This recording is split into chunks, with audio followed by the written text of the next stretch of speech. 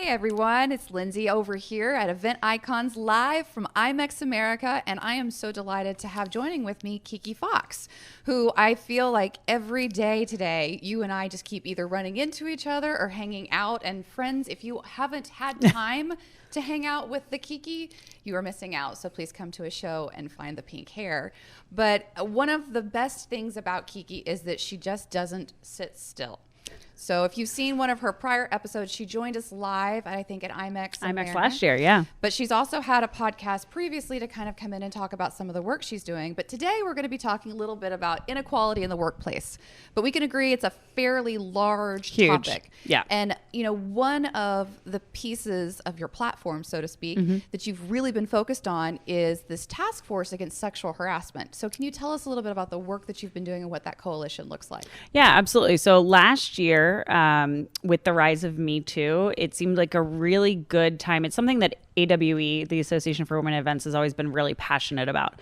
So it seemed like a really good time to use that forward momentum and do a push forward. So what we did was we gathered a bunch of industry organizations like MPI, CISO, ASAE, Site, IMEX has been really supportive as well. PCMA, all of these groups, we got them together and said, hey, listen, you know, this is a problem. This is something that we have to address. And a lot of these groups were already doing work on their own to really put education out there and to make sure that conversations were happening. So what we did was we decided, you know, together we were going to create a united front. So we formed the Events Industry Sexual Harassment Task Force. Our goal is to create this united front against sexual harassment, present resources and education, and really bring these conversations to the forefront so that people, obviously this is a problem. It's something that happens everywhere, but a lot of times it's not talked about. So what we really wanted to do was enable people to have these conversations and to bring light to the fact that sexual harassment is an issue everywhere, but definitely, you know, in our industry as well. And to really try to slowly but surely eradicate this, hopefully, from the industry altogether. I love that. And it's fascinating because it's one of those topics where you're like, oh, the lawyers don't want me to say this, right? And so the fact that you have a protocol and a process, because it always astounds me, the clients that we work with, and even when like I've been in on the association side or over even on the corporate side, there's no like whistleblower policy that says I, a woman, or I, the man, am experiencing something that's making me uncomfortable. Right. Now what? Right. And so, you know, especially for this industry where there are so many females and blurred lines just because of the way that the industry functions, it's thrilling. So what's been one of the most impactful things you've seen happen as a result of forming the task force? Has there been a moment where you're like, that's progress? Well, it's been really amazing to see all of these organizations band together. And, you know, now we have a lot of task force members that are involved with these organizations, but they may not be at the top level. But when we reached out to them, they were all at the top level and they were very supportive. They were gung-ho about it. A lot of these organizations have started putting education into their schedules to talk about this and to give the platform to have these conversations. So for example, myself and Rhonda and Amanda from Site and MPI just hosted an educational session on gender inequality in the workplace. Tomorrow I will be unable to attend, but they're going to be hosting one reviewing survey basically that they the one they were running in Frankfurt. Yes, exactly.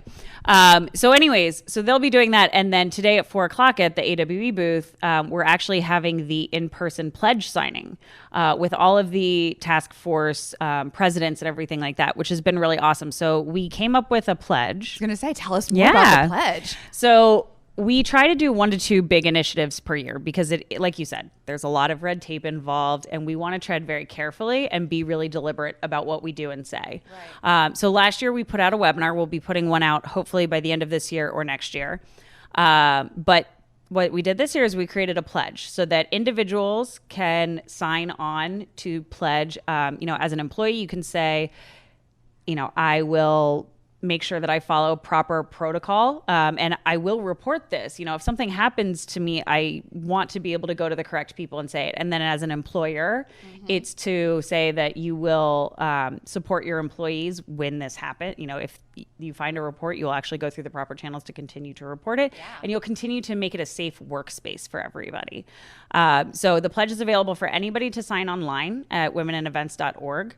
But we're doing this in-person pledge signing, which again, it's really big because we've got the presidents of these organizations coming in and saying, no, this is not okay. We are this united front against sexual harassment.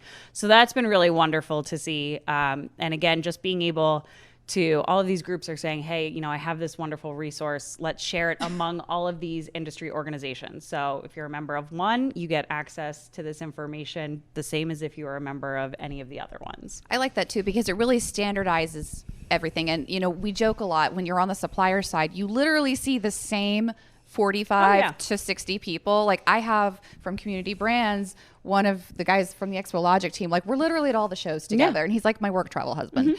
But also because of that, you see a lot of the same things, and it's like how to perform those protective groups. So the sheer optics of having all the presidents lined up and then pushing that out and saying it doesn't matter from here or there. It's like if you see something, say something, and they've got your back too. Yeah, exactly. So I wanted to come on back for a second because you breezed over it pretty nonchalant. And I'm always like, okay, the Association for Women in Events. You mean that organization that you started and have been powerfully pushing forward with your co-founder and making waves in a space and like raising the level of conversation for women in events? Yeah, it's been pretty amazing. It's a really awesome side hustle that I love it, side hustle. Exactly. It's a really awesome organization that 4 other amazing women and I started in 2015. We started taking membership in 2016. We're up to something like 500 members now. Amazing. Yeah. And it's really incredible. We've been able, because of this platform that we have, we've been able to push forward things like the association or the events industry task force, as well as last year we put on our first in-person event. We're doing our next one in March at Caesars Palace here. It's an annual conference now. It's an annual conference. It's something we never thought that we would do. And they came to me as president last year at the board meeting. I went to the bathroom. I came back. They're like, we think we're going to do an annual meeting. We know your head's going to explode. And I was like, well, it is. It's definitely going to explode. But hey, if you guys all want to do it and you think we can do it, then hey, let's go ahead. And it was the most incredible event. I left and I was like, I feel like I've just been like hugged by the most amazing humans. And we had so much fun. We had Michelle Obama's speechwriter as our keynote last year, which was absolutely amazing. And it was just really cool to be in the presence of like such other awesome women, and they're all really willing to support and help you. And it sort of reminded me why we formed the organization. Every once in a while you get bogged down in the admin and the day in and day out, and you're like, oh man, why am I doing this again? It doesn't even pay me. No, because that's really one of it was fascinating. We were over at the AWE booth yesterday talking about a few things, and one of the women was like, it's all volunteer led. Because it really is brand new and just things, and the sheer amount of stuff. From education content to benefits they're putting out for women, for resources, to starting, not an insignificant task force that's changing the way we talk about big issues in the industry. And it's volunteer hustle. Yeah. And it's just one of those pieces where we all talk about how the events industry is its own quirky little family sometimes, but that piece of it where you're like, yay. Yeah. Yay. It makes you remember why you would love the events industry and why you love doing things that take up a lot of your time and don't pay you, and sometimes seem really thankless because you're not getting the results that you necessarily want.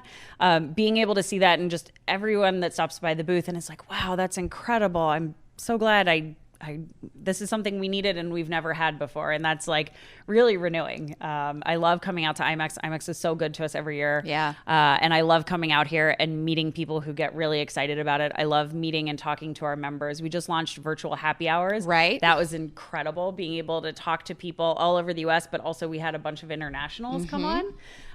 That's amazing. We're all just sitting around. It's like 4:00 on East Coast time, chatting about, I think it was our biggest flops in her horror stories from the events. And it's nice to also hear you weren't alone when you messed that one up. Yeah. We got you. Yeah, back. Exactly. So where could somebody who is looking to get involved with AWE, where can you find more information? So our website is womeninevents.org. And the nice thing about AWE is we don't require you to have experience to be a volunteer or to be on our board. So we're always looking for people that are excited to donate, even if they have only a couple hours to give us 1 month. Hey, we can absolutely put you to work. But applying for the board, a lot of times you end up with, oh, well, you have to have prior board experience. Right. How am I going to get that without being on a board? So at womeninevents.org, we have different forms that you can fill out to volunteer. If you want to join as a member, we have the 2 different membership levels there. And that's where all of our online education is as well. All right, fantastic. And then going back just to tie it back up for the equality conversation, thinking about the task force for the pledge today, if someone wants to find out more information about the pledge, or if their organization, association that you're involved with isn't part of this task force yet, where could we find more information about it and to learn more to bring those resources to your leadership? Yeah, absolutely. So all of the webinars that we've done, at this point, we have 2 recorded broadcasts that are available on the website on womenevents.org. If you go into the About section, there's the task force bar that you can click on. That's where you can sign the pledge. You can download graphics to show that you are a pledge signer and you are a supporter.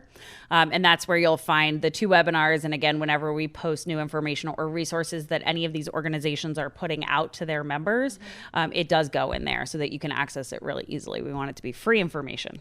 Yeah, well, obviously, guys, she was definitely not qualified to talk about anything. Thank you again for coming in. I cherish me. these conversations and for helping move the conversation forward slow but Absolutely. steady. So we'll see you back. We've got a full day of content coming in. Check back live here at IMEX.